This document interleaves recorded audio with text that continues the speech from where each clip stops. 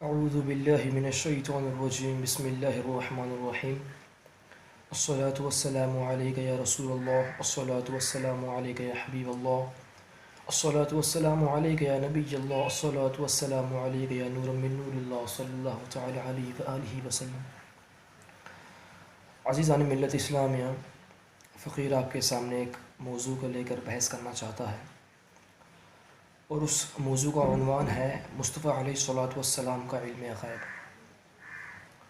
کوئی بڑا پوائنٹ نہیں ہے، یہ بہت ہی چھوٹا پوائنٹ ہے۔ انشاءاللہ عز و جل میں اسے ممکن طور پر شارٹ میں ایکسپلین کرنے کی کوشش کروں گا۔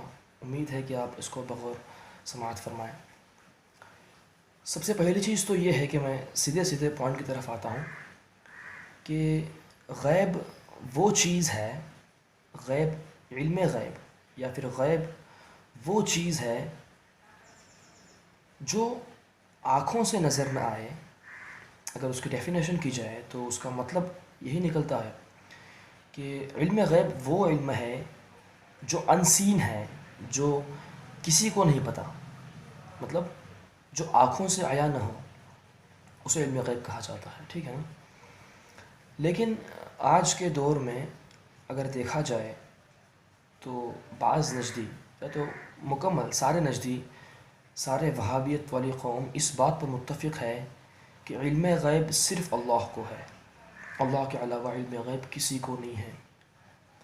چونکہ اس میں اختلاف کسی کا بھی نہیں ہے، مطلب پوری امت میں اہل سنت والجماعت کا متفق علیہ عقیدہ ہے کہ علم غیب صرف اللہ کو ہے، ٹھیک ہے نا؟ اللہ کے سوا علم غیب کسی کو بھی نہیں ہے۔ اگر کوئی شخص یہ عقیدہ رکھے کہ اللہ کو علم غیب نہیں ہے تو وہ شخص کافر ہے، وہ دائرہ اسلام سے خارج ہو چکا ہے، اس کا اسلام میں، اس کا ایمان میں کوئی تعلق نہیں ہے، وہ اسلام سے خارج ہو چکا ہے۔ لیکن علم غیب اللہ ہی کو ہے، اس میں تو اختلاف کوئی بھی نہیں ہے۔ لیکن اگر کوئی اس بحث میں پڑتا ہے کہ علم غیب مصطفیٰ علیہ السلام کو نہیں ہے، یا اللہ کے دیگر انبیاء اکرام کو نہیں ہے، یا اللہ کے اولیاء اکرام کو نہیں ہے، تو جب ان سے دلیل مانگی جاتی ہے تو وہ لوگ دلیل کے طور پہ یہ کہتے ہیں کہ نہیں، علم غیب اللہ کی صفت ہے، اور اس میں کسی کو شریک کرنا یہ شرک ہے، معاذ اللہ رب العالمین۔ میں بتاؤں کہ علم غیب مطلب وہ چیز جو نظر نہ آئے، وہ جو عام لوگوں کے علم میں نہیں ہوتی ہے، اسے کہتے ہیں علم غیب۔ جسے قرآن فرماتا ہے الذین یؤمنون بالغیب، اور وہ جو ایمان لائے غیب پر، مطلب وہ جو ایمان لائے بے دیکھی چیزوں پر، جنہوں نے اللہ کو نہیں دیکھا، جنہوں نے نبی کو نہیں دیکھا، جنہوں نے جنت کو نہیں دیکھا، جنہوں نے جہنم کو نہیں دیکھا، جنہوں نے فرشتوں کو نہیں دیکھا۔ اس لیے تو پڑھتے ہیں نا آمنت باللہ و ملائکتہ و کتبہ و رسولہ والیوم الآخر قدری خیری، اور جو پوری جو پڑھتے ہیں یہ کلمہ شریف، جس میں غیب سے مراد سب سے پہلے اللہ کی ذات ہے، پھر رسول ہیں، ہمارے لیے رسول ہیں، اگر دیکھا جائے تو قیامت ہے، جنت ہے، جہنم ہے۔ اب یہاں پر تو ایک لاجیکل بات صاف سمجھ میں آتی ہے، جس میں یہ بات میں تو کوئی شک ہی نہیں ہے۔ اگر کوئی شخص یہ کہے کہ نبی کو علم غیب نہیں ہے تو ظاہر سی بات ہے، کیا نبی نے جنت کو نہیں دیکھا؟ کیا نبی نے جہنم کو نہیں دیکھا؟ کیا نبی نے فرشتوں کو نہیں دیکھا؟ جب دیکھا ہے تو وہ بھی تو علم غیب ہے نا۔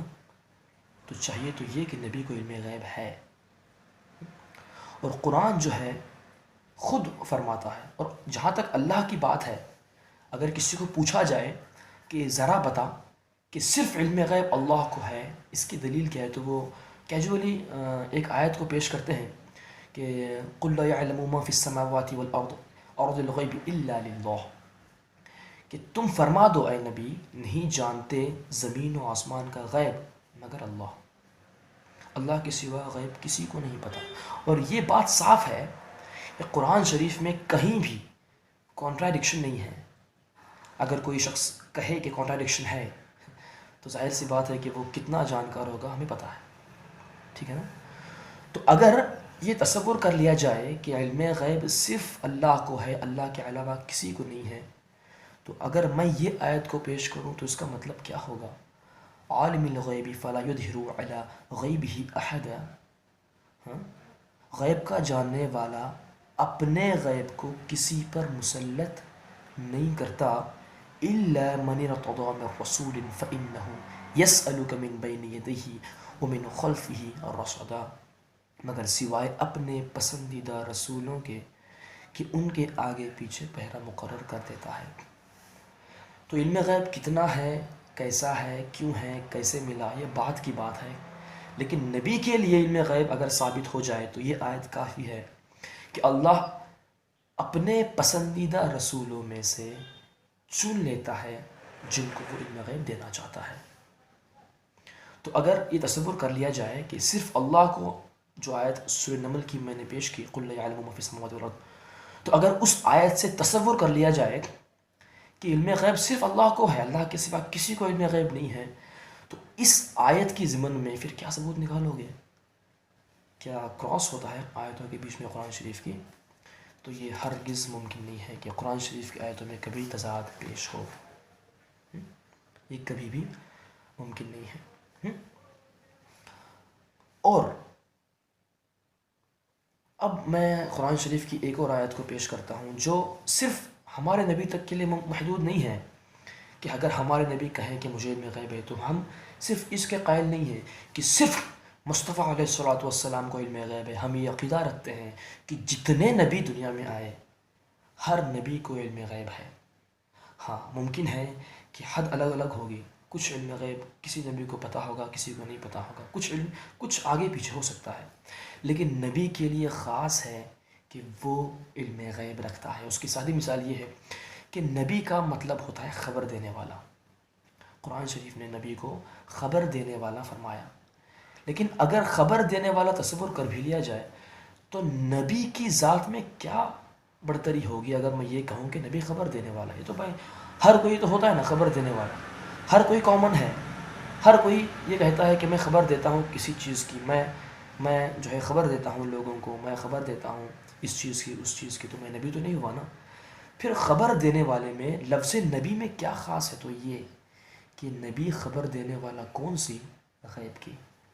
تو نبی غیب کی خبر دینے والے ہیں، ٹھیک ہے نا۔ ابھی ایک اور آیت شریف میں پیش کرتا ہوں، قرآن شریف کی سورۃ الاعراف کی آیت نمبر 62۔ اللہ فرماتا ہے ابلغکم رسالات ربی وانصح لکم واعلم من اللہ ما لا تعلمون، کہ تمہیں اپنی رب کی رسالاتیں پہنچاتا، نبی فرماتے ہیں، اور تمہارا بھلا چاہتا، اور میں اللہ کی طرف سے وہ علم رکھتا ہوں جو تم نہیں رکھتے۔ سادی سی بات ہے کہ وہ علم غیبی ہوا نا، جو علم تمہیں نہیں ہے وہ علم مجھے ہے۔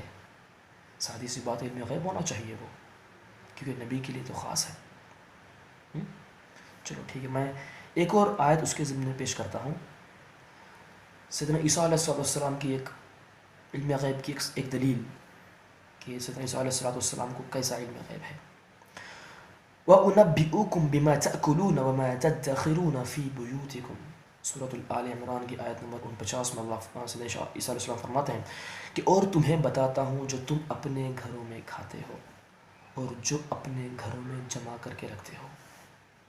ظاہر سی بات ہے کون اپنے گھر میں کیا کر رہا ہے کسی کو نہیں پتہ ہوتا، لیکن یہاں پر سیدنا عیسیٰ فرما رہے ہیں کہ میں جانتا ہوں کہ تم اپنے گھروں میں کیا کھاتے ہو، تم اپنے گھروں میں کیا جمع کر کے رکھتے ہو۔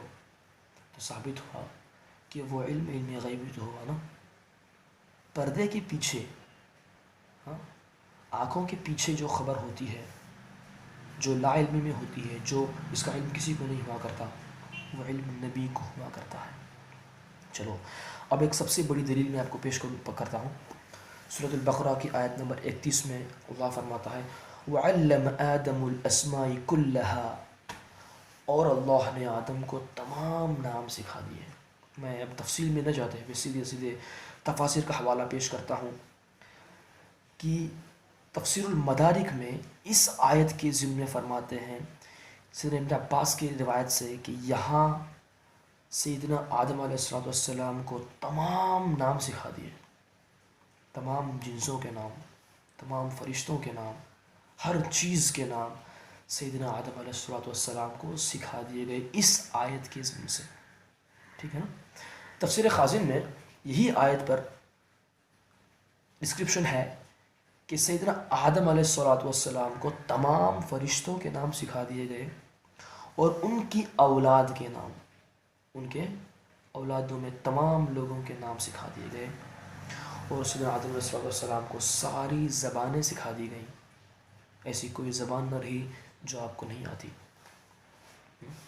چلو، اور اس سے بڑھ کر تفسیر ابو سعود کی جو تفسیر ہے، جس میں سیدنا آدم علیہ السلام کے اسی آیت کے ضمن فرماتے ہیں کہ اس سیدنا آدم علیہ السلام کو گزشتہ اور آئندہ کی چیزوں کے نام بتا دیے گئے، گزشتہ اور آئندہ کی چیزوں کے نام بتا دیے گئے، اپنی ساری مخلوقات کے نام بتا دیے گئے، عقلی، خیالی، حسی، وہمی چیزیں بتا دی گئیں، ان چیزوں کی ذات، ان کے نام، ان کے خاص، ان کی پہچان، علم کے قواعد، یہاں تک کہ ہر چیز، ہر قانون، یہاں تک کہ جو اوزار ہوتے ہیں ان کی تفصیل بھی ان کو بتا دی گئی، اور ان کو سارے علم کی تفصیلات بتا دی گئی۔ ان آیتوں سے ماشاءاللہ ہم نے ثابت کیا کہ اللہ کے نبیوں کو، اب تک ہم اپنے نبی پر نہیں آئے ہیں، ہم اللہ کے نبی کی بات کر رہے ہیں، مصطفیٰ علیہ الصلوۃ والسلام کی بات نہیں کر رہے ہیں، چونکہ دیگر انبیاء کرام کو بھی علم غیب ہوا کرتا ہے، اس آیت کے ذریعے سے یہ بات ثابت ہو گئی ہے، ٹھیک ہے نا۔ اب آتے ہیں مصطفیٰ علیہ الصلوۃ والسلام کا علم غیب۔ اب شیخ ابن عربی فی الفتوحات المکیہ فی الباب الدہن میں فرماتے ہیں، اول نائب کان لہ صلی اللہ علیہ وسلم و خلیفۃ آدم علیہ الصلوۃ والسلام، ہمارے نبی خلیفہ ہیں اور آدم علیہ الصلوۃ والسلام نائب مصطفیٰ ہیں۔ تو ثابت ہوا کہ جب سیدنا آدم علیہ الصلوۃ والسلام کو اتنا علم ہے، ان کی پوری اولاد کا علم ہے، انہیں جب سے دنیا بنی ہے اور جب سے دنیا ختم ہوگی ان تمام چیزوں کے نام، ان کے خاص، ان کی ساری تفصیلات بیان کی گئی۔ جب آدم علیہ الصلوۃ والسلام کو اتنا سارا علم ہے تو ظاہر سی بات ہے مصطفیٰ علیہ الصلوۃ والسلام کو بدرجہ اولا اس سے زیادہ کا علم ہونا چاہیے، یہ ہمارا عقیدہ ہے۔ چلو ٹھیک ہے، اب قرآن کیا فرماتا ہے ہمارے مصطفیٰ علیہ الصلوۃ والسلام کے علم غیب کے اوپر؟ تو سورۃ النساء کی آیت نمبر 113 میں اللہ فرماتا ہے، وَأَنزَلَ اللَّهُ عَلَيْكَ الْكِتَابَ، اور اللہ نے تم پر نازل کی کتاب، والحکمہ، اور حکمت، وَعَلَّمَكَ مَا لَمْ تَكُنْ تَعْلَمُ، اور تمہیں سکھا دیا جو کچھ تم نہیں جانتے تھے، ٹھیک ہے نا۔ تو اس آیت کے ضمن میں تفسیر جلالین میں، میں اپنی بات اپنی طرف سے کوئی بات نہیں کر رہا ہوں، میں تفاسیر کے حوالے سے بات کر رہا ہوں۔ تفسیر جلالین میں وَعَلَّمَكَ مَا لَمْ تَكُنْ تَعْلَمُ سے مراد من الاحکام والغیب، اگر کوئی شخص مصطفیٰ کے علم غیب کا منکر ہو تو اس چیز کو یاد رکھے کہ والغیب بھی اس میں شمار ہے۔ وَعَلَّمَكَ مَا لَمْ تَكُنْ تَعْلَمُ، تو لفظ ما ہر کامن چیز کے لیے ہوتا ہے۔ ثابت ہوا کہ مصطفیٰ علیہ الصلوۃ والسلام کو ہر کامن چیز کے بارے میں، ہر چیز کا علم اللہ نے عطا فرمایا۔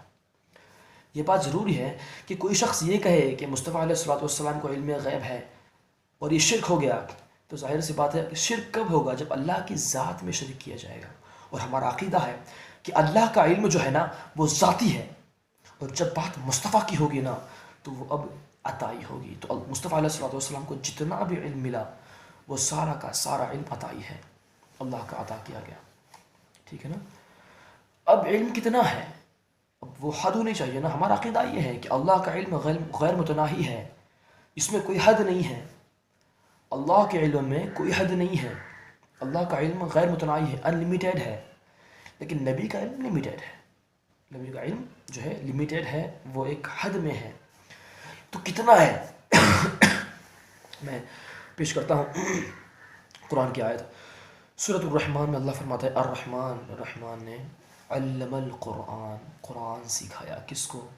اپنے نبی کو۔ تفسیر قرطبی کے اندر اس آیت کے حوالے سے فرمایا، علمہ نبیہ صلی اللہ علیہ وسلم، کہ یہاں پر علم سکھانے سے مراد اللہ کے مصطفیٰ ہمارے نبی ہیں، یعنی اللہ نے اپنے نبی کو علم غیب سکھایا، ٹھیک ہے نا، یعنی قرآن سکھایا۔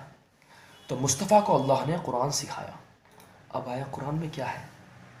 قرآن فرماتا ہے سورۃ الانعام کی آیت نمبر 51 میں، وَعِندَهُ مَفَاتِحُ الْغَيْبِ لَا يَعْلَمُهَا إِلَّا هُوَ وَيَعْلَمُ مَا فِي الْبَرِّ وَالْبَحْرِ وَمَا وما تسقط من ورقه إلا يعلمها ولا حبة في ظلمات الأرض ولا رطب ولا يابس إلا في كتاب مبين. خاص صریح آیت اللہ فرماتا ہے، اور اس کے پاس ہے کنجیاں غیب کی. کس کے پاس؟ اللہ کے پاس.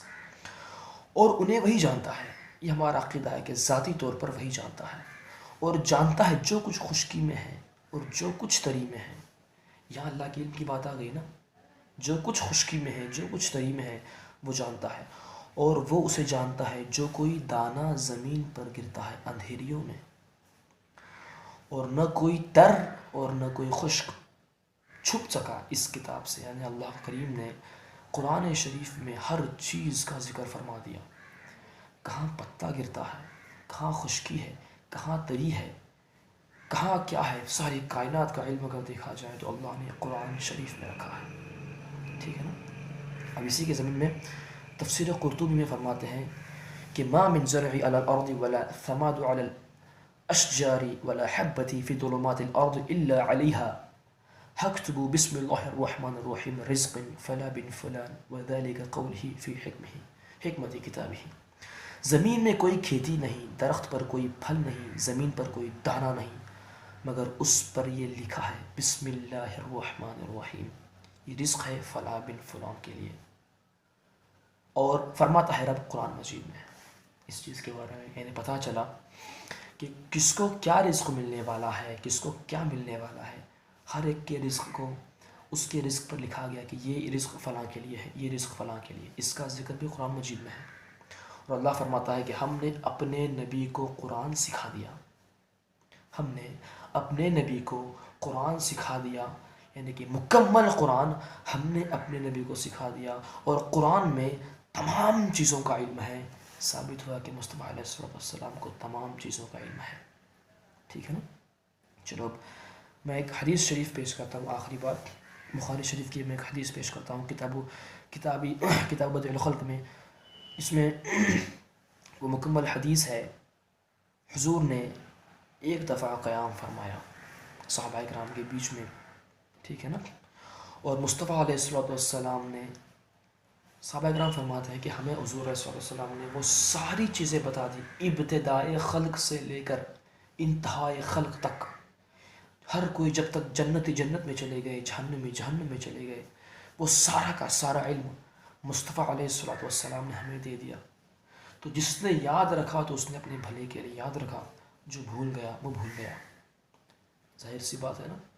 اسی تو کہتے ہیں نا ما کان وما یکون. یہ وہ علم ہے جو کچھ ہو گیا اور جو کچھ ہونے والا ہے. اسی لیے تو میرے امام نے کہا، اعلیٰ حضرت نے، الرحمن علم القرآن کا مطلب ہی یہ ہے کہ رحمان نے سکھایا نبی کو قرآن اور علم ما کان وما یکون. میں امید کرتا ہوں انشاءاللہ عز و جل کہ میرا یہ پوائنٹ آپ سبھی کے سمجھ میں آ گیا ہوگا. امید کرتا ہوں اس کو لوگوں تک بھی شیئر کریں، لوگوں کو اس کے بارے میں بتائیں. انشاءاللہ عز و جل کوئی نبی کے علم غیب میں نقص نہ ڈھونڈنے پائے. علم غیب اللہ ہی کو ہے، ذاتی علم غیب ہے اس کا. لیکن جب نبی کے لیے بات آتی ہے تو نبی کو اللہ نے اپنی طرف سے وحی کر کے عطا فرمایا. اور وحی کی 3 طریقے ہیں. سورۃ الشعراء میں آیت نمبر 51 میں اللہ فرماتا ہے کہ کسی بشر کی شان نہیں کہ اپنے رب سے کلام کرے مگر وحی میں، حجاب میں اور سیدھے سیدھے کلام کر سکتا ہے. تو 3 طریقے ہیں. اس کی مکمل تفسیر آپ اگر تفسیر قرطبی میں جا کر دیکھیں گے تو اس کی مکمل تفسیر ہے کہ نبی کو یہ تینوں چیزیں حاصل ہوئی ہیں. وحی سے تو ظاہر سی بات ہے ہر نبی کو اللہ نے وحی کی سیدنا جبرائیل علیہ السلام کے ذریعے. دوسری بات حجاب میں بات کرے، جس طرح سے موسیٰ علیہ السلام سے اللہ نے بات کی میرا طور پر حجاب میں، اور سیدھے سیدھے مطلب ہمارے نبی کو معراج میں بلا کر. تو ساری چیزوں کا علم مصطفیٰ کریم کو ہے. تو اس میں انکار نہیں ہے. اگر کوئی یہ قید کرتا ہے کہ نہیں وحی صحیح ہے، تو وحی کی بھی 3 قسمیں ہیں. صرف جبرائیل کا آنا یہ وحی نہیں ہے، وحی کی بھی 3 قسمیں ہیں. تو ان تینوں طریقوں سے مصطفیٰ علیہ السلام کو اللہ نے علم غیب دیا.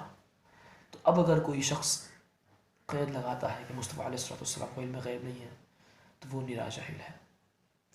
میں جانتا ہوں کہ انشاءاللہ عز و جل اس ویڈیو سے اگر آپ کو استفادہ ہوا ہے تو آپ لوگوں کو شیئر کریں. الصلاۃ والسلام علیک یا رسول اللہ، الصلاۃ والسلام علیہ حبیب اللہ، اللہ و رسولہ.